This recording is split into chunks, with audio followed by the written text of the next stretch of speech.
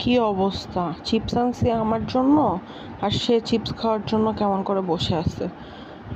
যতবার আমি ওকে সরাইছি ততবার চিপসের প্যাকেটের সামনে এসে বসে গেছে। দেখেন আবারও একই কাজ করবে। পারে না, একদম চিপসের প্যাকেটের ভিতর ঢুকে যাইতেছে। মানে আর কি চিপস খাওয়ার বয়স নাকি ওই চিপস খাইতে পারবে বলেন?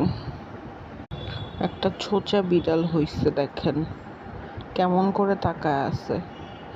আমি ওকে সরতে বলতেছি, ওই সরবেও না। কি অবস্থা! কোনো আসে যায় না। এই সরো,